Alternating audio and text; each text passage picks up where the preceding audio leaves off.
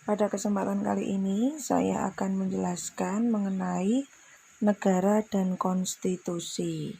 Yang dimaksud dengan negara adalah suatu tatanan pemerintahan yang terbatas oleh suatu batasan wilayah dan diakui sebagai sebuah kekuasaan yang berdaulat oleh negara lain atau di dalam kancah internasional. Terdapat beberapa unsur negara, antara lain yang pertama yaitu rakyat, yang kedua wilayah, dan yang ketiga pemerintahan yang berdaulat. Tiga unsur ini merupakan tiga unsur minimal untuk sebagai sebuah syarat terbentuknya sebuah negara. Nah, rakyat ini di sana di dalam kehidupan bernegara atau dalam unsur-unsur bernegara, dia berkedudukan atau berperanan sebagai penyusun sekaligus pelaksana dari tata kehidupan bernegara itu sendiri. Sedangkan wilayah itu adalah daerah yang ditempati oleh rakyat sehingga dapat dimanfaatkan oleh rakyat untuk beraktivitas dan melaksanakan kegiatan sehari-hari, baik itu berinteraksi sosial ataupun berinteraksi dengan alam. Wilayah ini juga merupakan unsur esensial atau unsur pokok dari terbentuknya sebuah negara. Jika sebuah negara memiliki rakyat dan tidak memiliki wilayah, maka ini akan menjadi sebuah masalah besar bagi negara tersebut. Atau dengan kata lain, bahwasanya negara tersebut bisa dikatakan sebagai sesuatu yang tidak memenuhi unsur sebagai negara, sehingga tidak dapat dikatakan sebagai sebuah negara. Sedangkan unsur yang ketiga yaitu pemerintah yang berdaulat.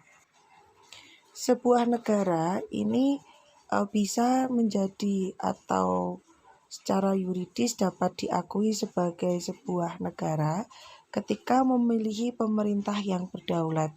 Pemerintah yang berdaulat yang dimaksud di sini adalah sistem pemerintahan di negara tersebut ini diakui tidak hanya di negara itu sendiri, namun juga mendapatkan pengakuan sebagai pemerintahan yang berdaulat dari negara lain di kancah internasional. Tiga unsur minimal untuk membentuk sebuah negara ini harus ada, tidak boleh tidak ada salah satu di antaranya. Seperti itu ya, agar apa?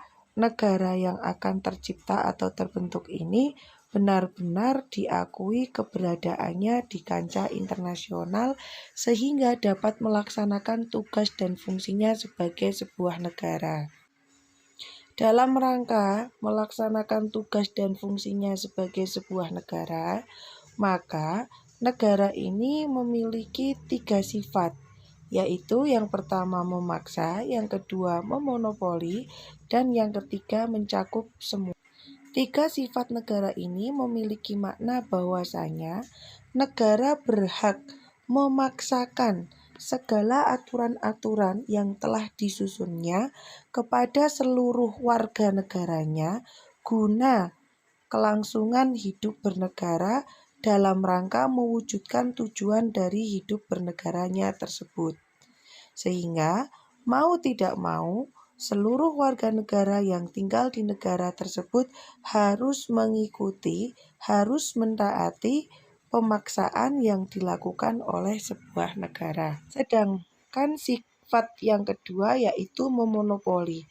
Artinya bahwasanya ketika dalam keadaan-keadaan tertentu atau keadaan-keadaan khusus, negara boleh melakukan monopoli atau mengambil kebijakan sepihak. Hal ini biasanya dilakukan oleh sebuah negara dalam rangka menghadapi situasi-situasi yang sangat genting.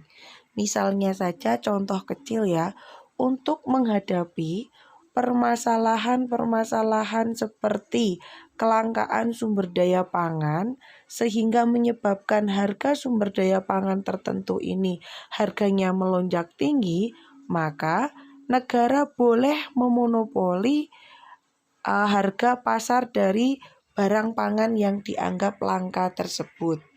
Tentunya hal ini dengan pertimbangan untuk kesejahteraan rakyat bersama, semacam itu. Sifat yang ketiga yaitu mencakup semua. Mencakup semua ini memiliki makna bahwasanya segala tata aturan, baik itu yang bersifat memaksa ataupun memonopoli, yang diambil oleh negara ini harus mencakup semua, dalam artian harus dipatuhi dan harus dilaksanakan oleh seluruh pihak yang menjadi bagian dari elemen sebuah negara tanpa terkecuali. Untuk melaksanakan seluruh sifat negara tadi, maka dibutuhkan sebuah konstitusi untuk mengatur keteraturan hidup seluruh warga negara dari sebuah negara. Konstitusi sendiri ini dalam bahasa Belanda berasal dari kata grondwet yang memiliki arti undang-undang dasar. Dengan demikian, maka dibutuhkan sebuah konstitusi atau undang-undang dasar atau hukum dasar untuk mengatur keberlangsungan atau ketertiban kehidupan berbangsa di dalam sebuah negara. Konstitusi sendiri atau hukum dasar itu sendiri ini memiliki dua wujud, yaitu wujud yang tertulis dan wujud yang tidak tertulis. Wujud yang tertulis ini sering dikenal dengan Undang-Undang Dasar, sedangkan wujud yang tidak tertulis ini sering dikenal dengan sebutan konvensi. Nah, konvensi ini wujudnya apa saja? Konvensi ini adalah wujudnya seperti nilai, norma, moral, dan etika yang berlaku di dalam sebuah kehidupan berbangsa dan mengatur keberlangsungan kehidupan berbangsa, namun aturan-aturan tersebut hanya berlaku dalam interaksi sosial yang bersifat kedaerahan dan tidak ada wujudnya secara tertulis, macam itu. Meskipun demikian, di dalam kehidupan kita sehari-hari, Undang-Undang Dasar ini senantiasa selalu disamakan dengan konstitusi. Padahal Undang-Undang Dasar ini merupakan bagian dari konstitusi. Seperti itu ya. Jadi pada dasarnya Undang-Undang Dasar dengan konstitusi itu hampir sama, namun sebenarnya Undang-Undang Dasar ini hanya merupakan bagian daripada konstitusi. Kenapa? Karena Undang-Undang Dasar ini adalah suatu kitab atau dokumen yang memuat aturan-aturan hukum dan pokok-pokok hukum yang sifatnya tertulis di dalam sebuah sistem ketatanegaraan suatu negara.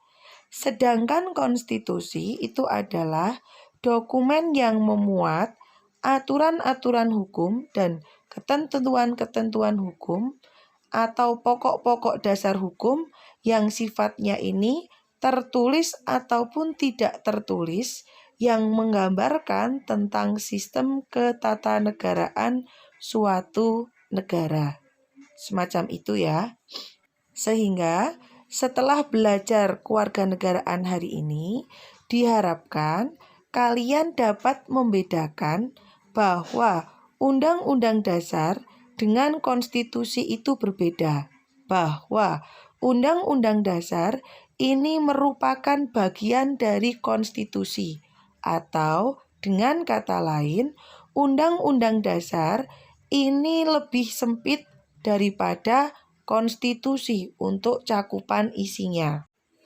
Atau bisa disebut juga bahwasanya undang-undang ini merupakan pengertian konstitusi dalam artian yang sempit, sedangkan konstitusi dalam artian yang luas yaitu tata aturan hukum, baik yang tertulis ataupun yang tidak tertulis, yang itu mengatur sistem kehidupan bernegaraan dalam sebuah negara.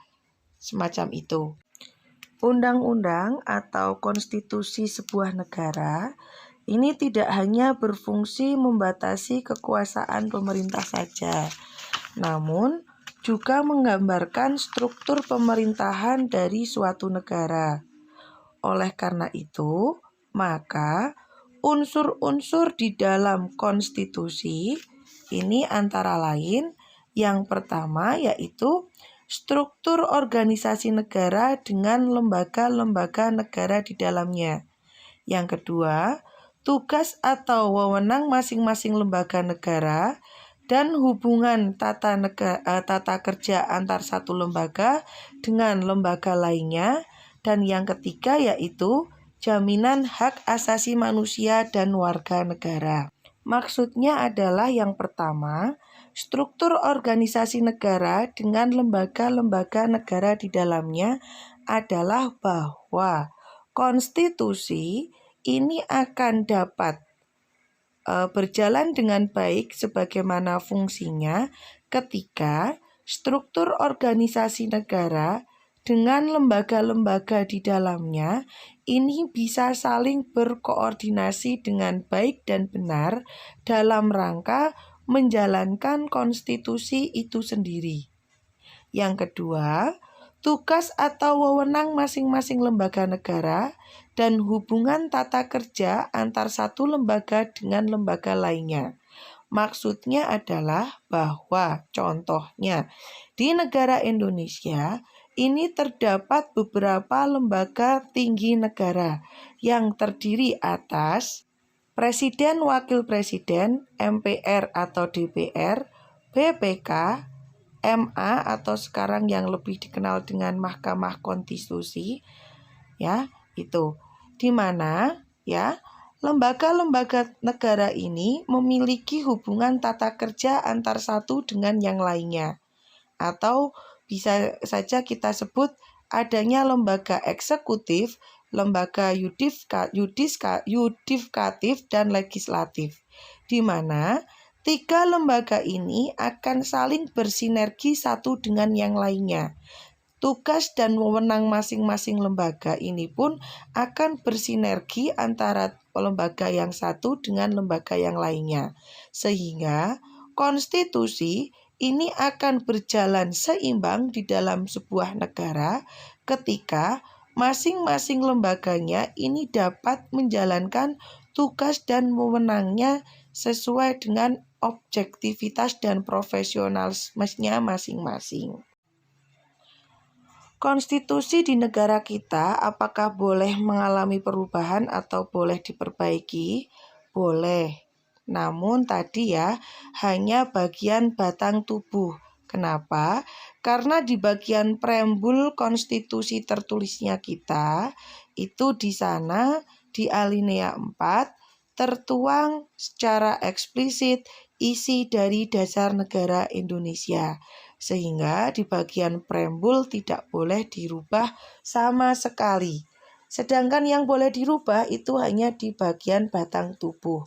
Adapun prosedur-prosedur untuk melakukan perubahan konstitusi antara lain adalah bisa kalian baca di slide ya. Jadi itu adalah merupakan prosedur-prosedur yang harus dipenuhi ketika kita sebagai rakyat atau sebagai warga negara merasa bahwasanya konstitusi di negara kita ada beberapa bagian dari konstitusi tertulisnya di negara kita yang perlu dilakukan perbaikan ataupun perubahan. Itu. Syarat-syarat ini atau prosedur-prosedur ini harus dipenuhi semuanya. Tidak boleh tidak, ya. Oleh karena itu ya, maka di negara kita sudah beberapa kali terjadi perubahan terhadap konstitusi tertulisnya negara Indonesia ini.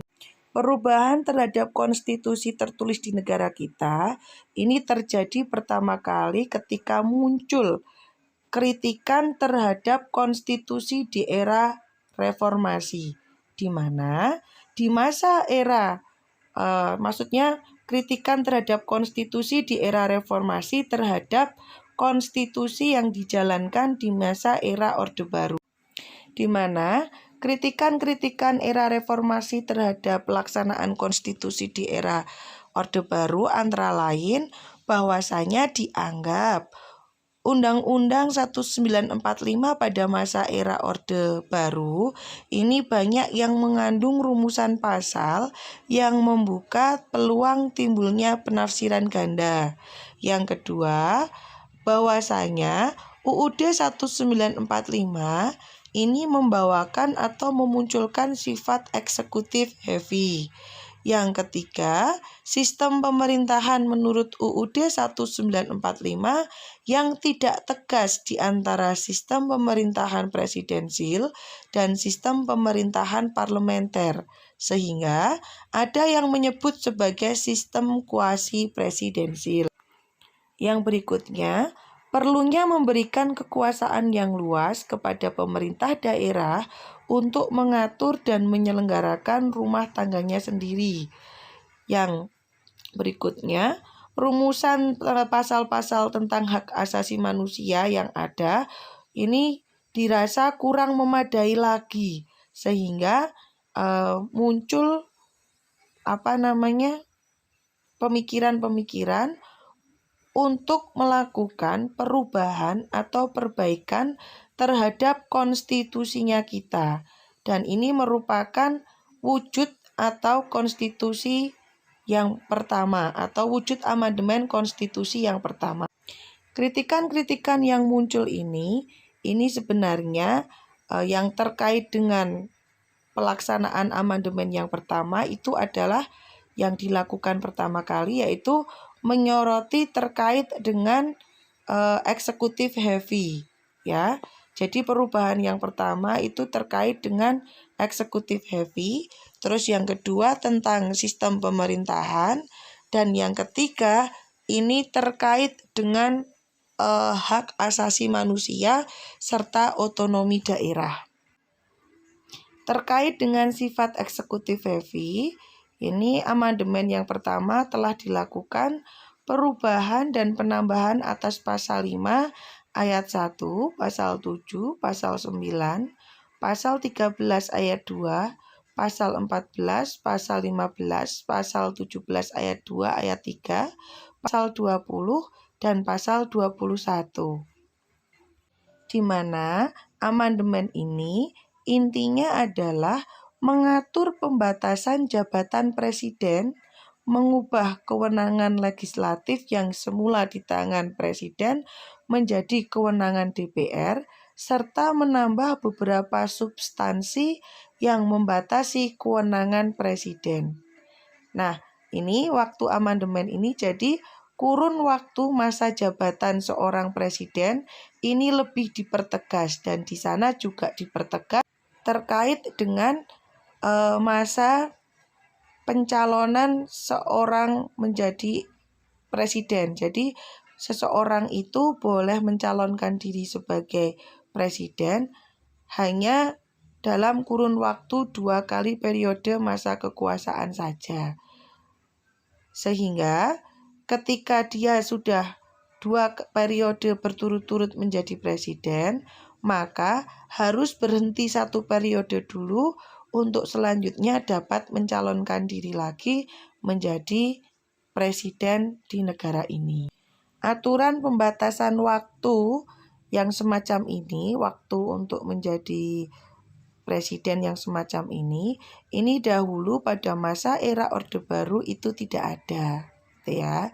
Oleh karena itu, pada masa era Orde Baru, Presiden Soeharto bisa menjabat memimpin sebagai Presiden Negara Republik Indonesia beberapa kali periode. Terkait dengan sistem pemerintahan dalam pasal 6A, di sana disebutkan secara eksplisit bahwa sistem pemerintahan di Indonesia ini adalah presidensil. Sedangkan untuk terkait dengan otonomi, ini di dalam pasal 18 dijabarkan terkait dengan keleluasaan pemerintah daerah untuk memerintah daerah sesuai dengan potensinya. Artinya, sistem pemerintahan yang tadinya sentralisasi berubah menjadi desentralisasi. Sedangkan untuk menyoroti terkait dengan masalah HAM, ini dijabarkan dari pasal 28A sampai dengan pasal 28J. Lalu setelah ini apakah boleh dan masih bisa dilakukan perubahan terhadap konstitusi tertulis di negara kita? Masih boleh dan mungkin. Kenapa? Karena kehidupan manusia ini bersifat dinamis, sehingga perlu dilakukan pembaharuan-pembaharuan terkait dengan aturan-aturan yang mengatur kehidupan manusia itu sendiri. Peranan konstitusi di dalam kehidupan bernegara. Seperti yang telah disebutkan bahwasanya tujuan adanya konstitusi adalah untuk membatasi tindakan sewenang-wenangnya pemerintah dan menjamin hak-hak rakyat yang diperintah serta menetapkan pelaksanaan kekuasaan yang berdaulat. Maka hal ini mengandung makna bahwasanya peranan konstitusi di dalam kehidupan bernegara itu adalah sebagai pengatur, penyelaras, penyeimbang proses berjalannya kehidupan bernegara di dalam sebuah bangsa dan negara. Itu ya. Kehidupan bernegara ini akan berjalan stabil, kehidupan bernegara akan cepat merealisasikan tujuan kehidupan bernegaranya ketika konstitusi, baik konstitusi tertulis ataupun tidak tertulis di sebuah negara tersebut, dipatuhi, dilaksanakan secara objektif dan konsisten serta konsekuen oleh seluruh lapisan warga negaranya tanpa terkecuali. Gitu ya. Jadi mari sebagai warga negara yang baik kita taati, kita patuhi segala tata aturan hukum yang berlaku di negara kita, baik itu hukum yang tertulis ataupun yang tidak tertulis. Demikian materi kita hari ini. Terima kasih atas perhatiannya. Selamat melaksanakan aktivitas. Wassalamualaikum warahmatullahi wabarakatuh.